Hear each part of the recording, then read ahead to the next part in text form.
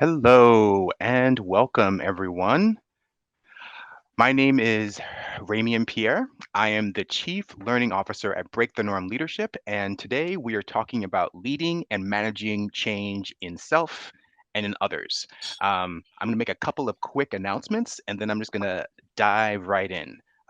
In terms of announcements, we do these lunch and learns every month on the third Tuesday of every month, and if you have missed any of the previous ones, or you want to look ahead to see what's coming next, I'll drop into the chat a link to our website where we have all of the recordings and handouts of previous sessions, and we'll have recordings and handouts of future sessions. So hopefully you'll come back and join us if you feel like this is a valuable use of your time. The second thing I will say, which is related, is if you have a good time here, if you learned something today, I hope that you feel comfortable sharing a quick review. I just dropped the link, but maybe Rachel, I'm not sure it's active. Maybe you could drop yours in too. Who I that? dropped, pardon? Oh, that might have been a hot mic. Dropped a link in for you to provide us with a Google review. So there are three main folks at Break the Norm Leadership. There's my boss, Rachel, there's me, and there's our Chief Morale Officer, Elliot the Wiener Dog. And in terms of the reviews, I'm barely in second place ahead of Elliot the Wiener Dog. So if you like what happens here, help secure my second place standing in the team, or even maybe push me past Rachel, my boss, in terms of people who are getting good reviews. All right, with that, I'm going to dive in and I'm going to share my screen. I'll talk for probably about 20 minutes or so and then open it up for questions. So if you have questions, there'll be an opportunity for you to ask those. All right, here we go. Now, what I'm sharing is actually our our May newsletter, which is the handout for today, which you can download from that link I dropped into chat at the Break the Norm Leadership website. So we're talking about leading and managing change in self and others. And the first thing that I want to point out is that we believe, as John Kotter suggested, that there is a big difference between change leadership and change management. We're not doing change management today. Change management is all of the processes, the procedures, the conversations that you have to keep the change train running. And while that's an incredibly important skill set to make sure that all the I's are dotted, all the T's are crossed, the passengers are on the train's going in the right direction. It's not the same thing as leadership. And many organizations, people, and team focus on management and don't really focus on leadership. So if management is getting all the trains running on time, getting them going to the right place, leadership is actually getting the people to want to get onto the train. So you need a way to inspire people. And sometimes the people is me. I use some of these tactics I'm going to tell you today for myself because there are moments when I feel like I need a lot of energy to activate myself to finish my report, go through my emails, get ready for that meeting, prepare for a lunch and learn. So the same techniques that work for individuals can work for people. But I wanted to first bring out that difference between change leadership and change management. Now, in terms of leading change, I really believe that all change involves some level of loss in two ways, usually. I've seen it experienced. One, it's um, it's loss in the sense of like the way that we used to do things is no longer here, and I kind of miss the old way. I like the old way. The old way worked for me, and also the sense of loss in terms of my own productivity. Like I knew the old way. I was felt proficient at it. Maybe I felt like an expert at the old way. And I don't feel like that right now. And I don't like feeling like I don't know what I'm doing or I'm not performing at my best. Either one or both of those feelings of loss exist whenever I or groups or teams or organizations go through change. We say this to just to point out that there's some level of emotion involved, and that's not necessarily a bad thing, but it's something you should be aware that yes, um, people like work is work, business is business, but people are like have feelings, and the reason why that's really important for change is because I used to believe that feelings drove actions, But what I learned from the folks, the Crucial Conversations folks, I think their company's now called Crucial Learning, but they developed a great training around how do you have courageous conversations called Crucial Conversations, and another great training around how do you hold people accountable without micromanaging called Crucial Accountability.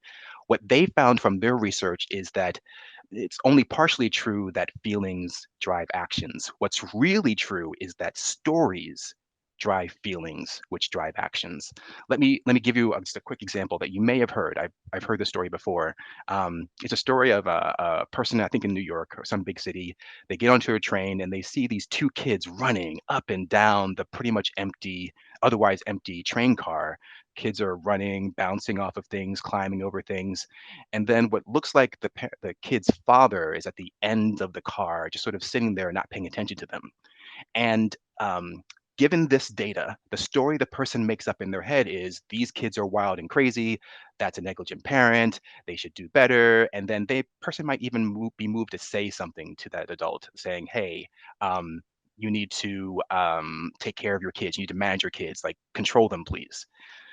But if you change the story, you'll change probably your feeling and then your action. So the twist to the story is I go up to this man who appears to be the parent, prepared to yell at him, and I say, "Hey, what's going on with these kids?" And the first thing he says is, "Oh, well, we're just coming from their mother's funeral. They've been like in suits all day, and this is their first time to let go. I just wanted them to play and be kids for a few minutes."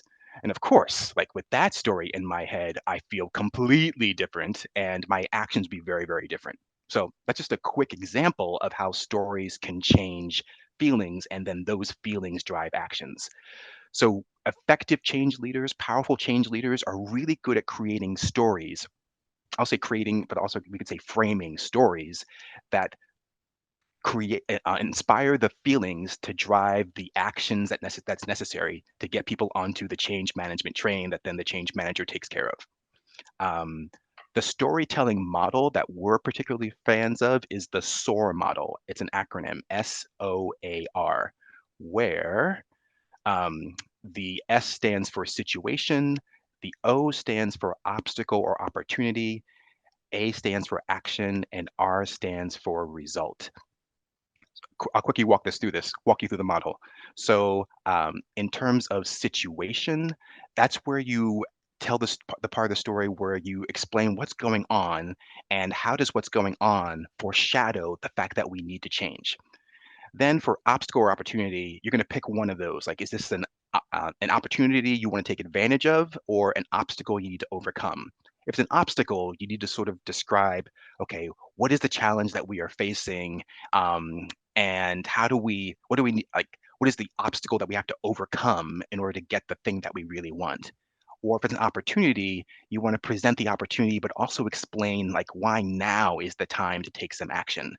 For both, you want to give the why behind the change. Yes, here is why we need to take advantage of this opportunity, or here is why we need to overcome this obstacle.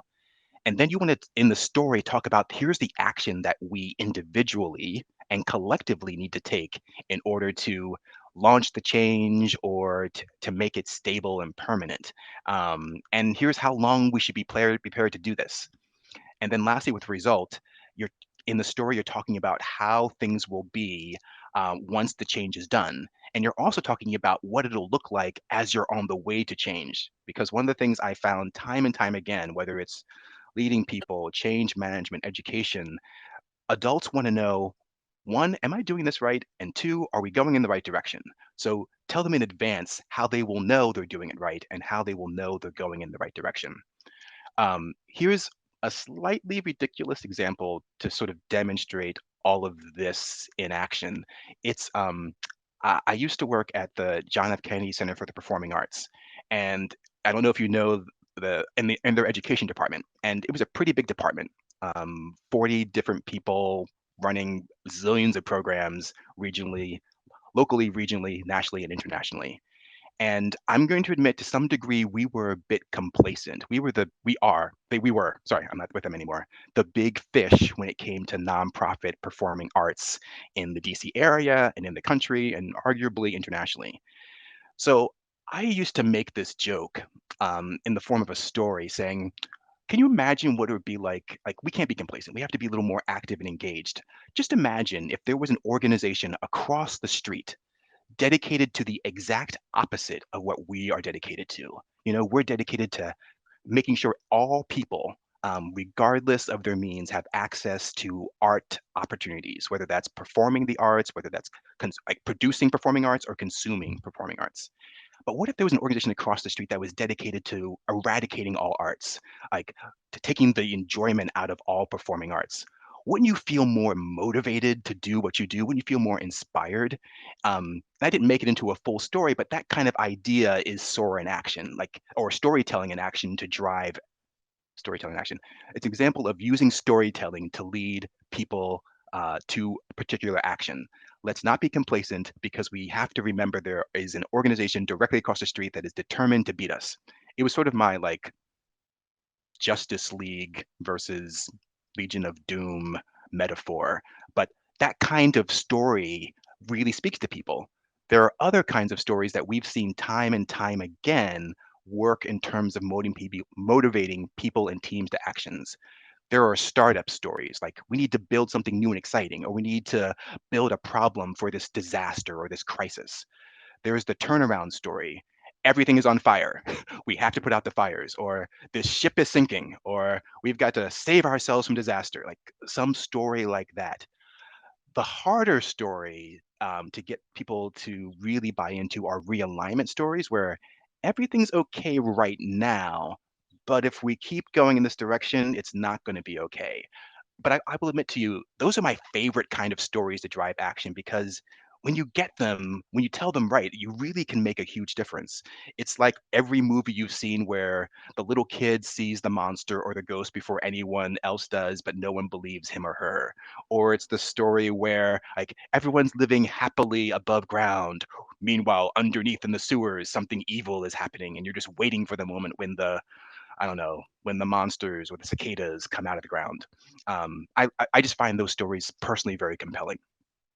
Now, once you've gotten people onto the train, whether that's you as people, actually, let me tell you a story there. So, one of the things I find with myself is I have to tell myself stories to get myself to act. Um, for me, it's often stories around there are people counting on me. Um, if I don't do this report today, um, this is going to lead to people not being able to do their jobs well, being disappointed, being frustrated, not learning as much. That's one way I tell the story. The other story I tell myself is I wonder what will happen. Like I set it up as a mystery, and it drives me to action to see how the mystery will end. And like, yes, I have uh, 2 hours to clean this entire house before my family arrives for Thanksgiving dinner. It's a complete mess. But I wonder what I can make happen in the next 2 hours. Let's go find out. Like that kind of story might motivate me to action as opposed to me saying, ah, I am so not looking forward to cleaning this house. All right. Now, once you've got yourself or people onto the change train, you want to be able to manage the change. And one of the things we find really helpful, we're borrowing from the Kübler-Ross folks. It's the Kübler-Ross change curve. And what we like about this is it really maps how people feel and how they perform in response to a change. So the way to read this chart is the vertical axis is how people feel, what their morale is, and their competence, how effective they are. So when the curve is high, they're performing well and they feel good. When it's low, they're not performing well, they're not feeling good. And then the horizontal axis is time, but let's say it's also time plus data. So what happens is people experience some sort of shock. That's the change. At first, they may deny it. Everything's going to be okay. Nothing's really changed. But then they realize, oh goodness, things have changed. They are changing. It leads to frustration. It can lead to depression. Not the sort of clinical level of either one of those things, but just the general feelings of I don't like this. I don't like how it's going. I wish things were different. Hopefully, you can get people to start experimenting with the new way of doing things or with new tactics or new strategies. And then people make the decision, this is going to work. I'm going to stick with this. And they find ways to integrate the new methods into their regular routines. What I like about this model is it really shows that everyone goes through this curve. It just matters. The difference is some people go through it much faster and some people take a long time. And some folks get stuck in that depression phase. But one thing that helps people move through the curve faster is data, um, information, as well as time. But data we can control. We can control time. And in terms of the data, that's where more storytelling actually comes into action. Now, we've noticed that folks tend to give data in the business world in just one way.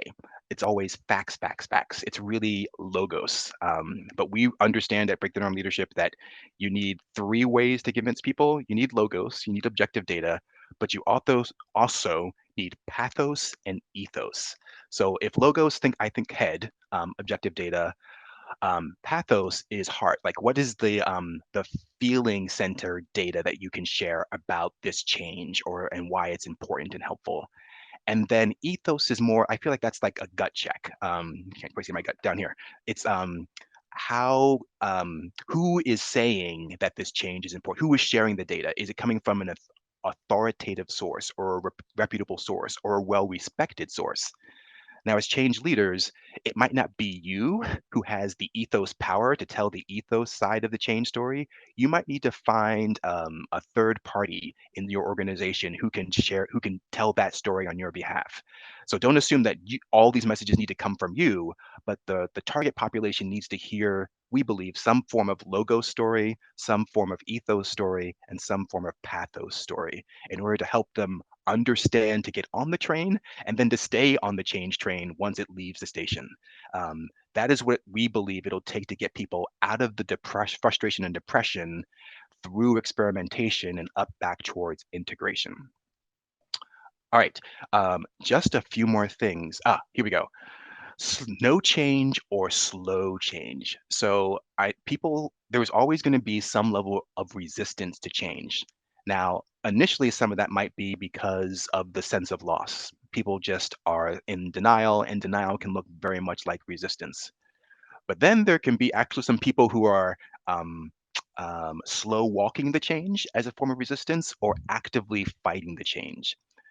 Um, we found some inspiration from the researchers Robert Kegan and Lisa Lahey about this. They talk about this concept called immunity to change, and they have I think they have actually two books about it. One that's called Immunity to Change. The preceding book is called How the Way We Talk Changes the Way That We Work. Um, and both of them walk you through a model of why people stay exactly the same, why organizations don't change. And I won't go into the model in depth, but I'll just give you the high level. The basic concept is that when we make a conscious change, or sorry, a conscious decision to change, we push on the gas. And our brain subconsciously pushes on the brake pedal. And our brain does that because it wants us to stay safe. It wants us to be protected. And the brain doesn't want us to feel awkward or feel like we're not performing as well as we used to.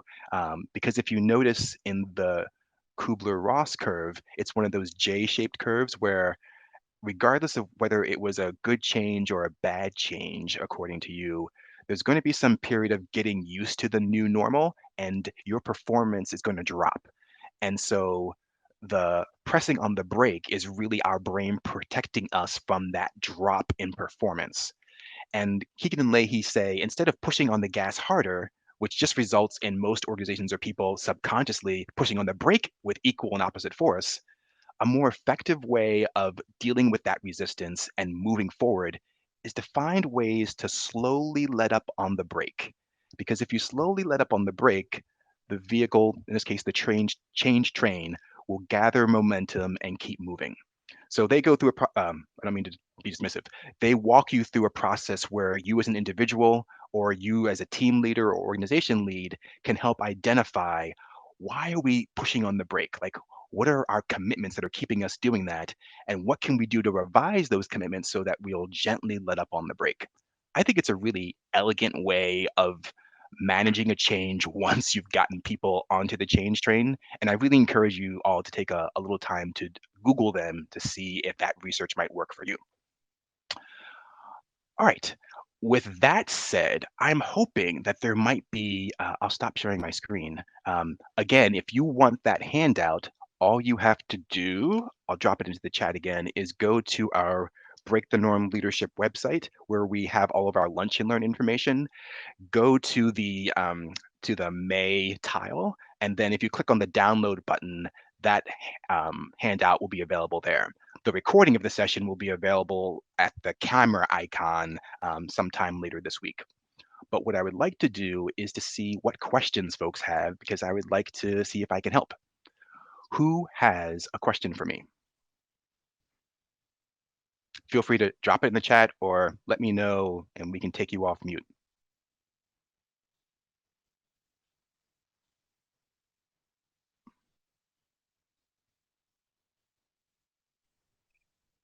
Question. Raymond. Hey, Tiffany, how are you doing? Well, so I think that it's very interesting when you look at the model and around storytelling that we talk about that people are resistant to change, not just because they are resistant to be contrary, but in some ways they're actually feel there's a fear of failure or a Yeah. fear of not being as successful. So as leaders, how would you suggest that all of us are leaders, how do you suggest that we kind of prepare people for that loss in productivity and loss of perceived loss of successfulness? How do you prepare people and organizations? Because sometimes those who are in charge, those who are in designated leadership or managerial roles, oftentimes can't stomach the dip, the natural dip that comes with change. So how do we prepare for that? Oh yeah. Okay. I love this question. I'm going to be thinking out loud. So let's see how this goes. Um, my first thought is do some show tell show, meaning show people in advance that it's okay to have periods of less than optimal performance. And that's going to be leaders modeling that behavior in advance. And it's also leaders modeling when others aren't at the optimal level of performance, that those people aren't summarily executed, you know, sent to an island, punished, made fun of publicly, all of those things. So make it okay for people, one, to make mistakes, and two, not performing optimally all the time. And then I would say tell people this is what is going to happen. Because again, I feel like particularly around change, let's say change opportunities, people want to know, am I going in the right direction? Am I doing this right? And if you show them the change curve and say, here's what's going to happen, you're going to do great, and then you're going to feel like you're doing horribly, and you will be doing less than optimal, but it's okay because you're going to get through that dip if you keep sticking with the process, if you keep learning and experimenting, and you'll rise back up again. Like, there's no need to keep the change curve a secret. Like, and this is pretty, I believe this is pretty widely accepted. So walk people through, here's what's going to happen to you. It's like that talk that flight attendants give at the before the plane takes off, but they do it cheerfully. Like, here are all the disastrous things that could happen, and what will we like, how emergency air will drop from the ceiling to protect you. Like, just talk them so people know and they can manage themselves. And then as the change is happening, show them again. You could do things like show them where you are struggling. You can make it normal for folks to talk about. You can normalize people sharing. Here's what I'm struggling with in terms of this change. Like, make it a part of team meetings. All right, the last 10 minutes, we've been working on this new change initiative. Where are people having struggles? Let's talk about it. And feel comfortable leading that conversation or have some people who are ready to speak up. So that's my first thought, like sort of that show, tell, show sandwich, so that people understand it's not just me. This is the process. I'm working through the process. It's going to be okay. And I'm not going to be punished or stabbed by my leadership as I work through this. Does that help at all? Yes, it does. Thank you. I think there's a question in the chat as well. Oh, thank you.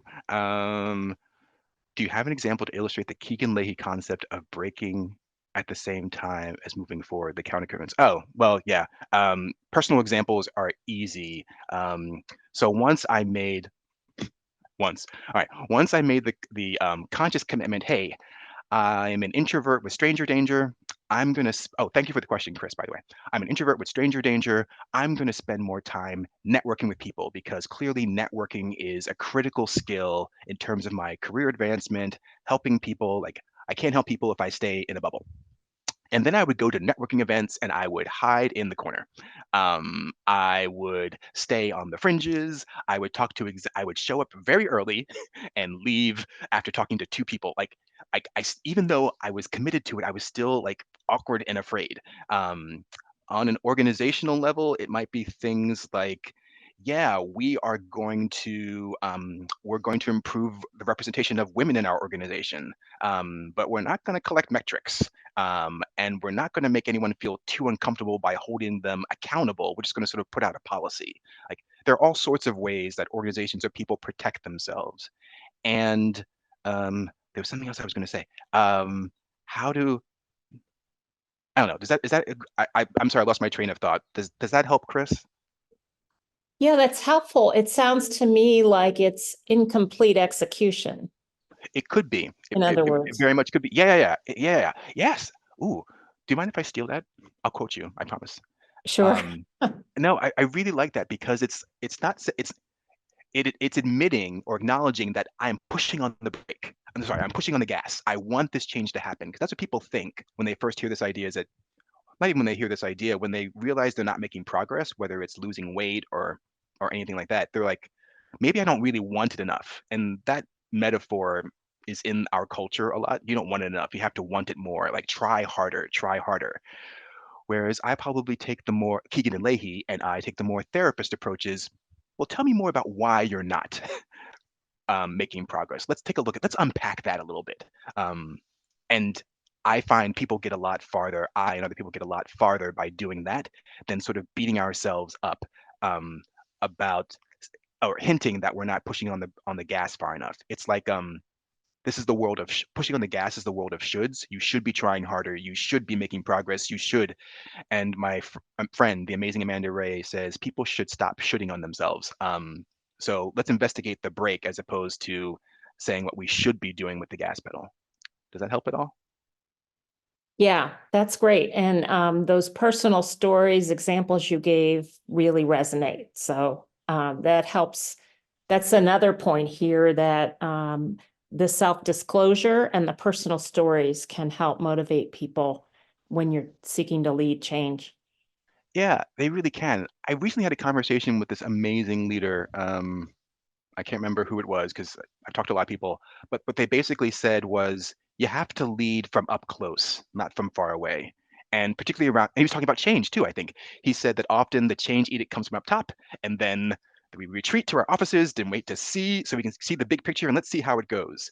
And his point was you can't stay up there. You have to come down and lead from up close. So even if you're uncomfortable sharing personal stories, it makes a huge difference for people to hear one, that you're human, and two, that you're going through the same thing that they're going through. And again, they're going to use your stories to judge whether they're doing the right thing, they're doing it right, and if they're going in the right direction. So help them out. If for no other reason, if you don't buy that, then rent this idea that what's that saying? People don't care what you know until they know that you care.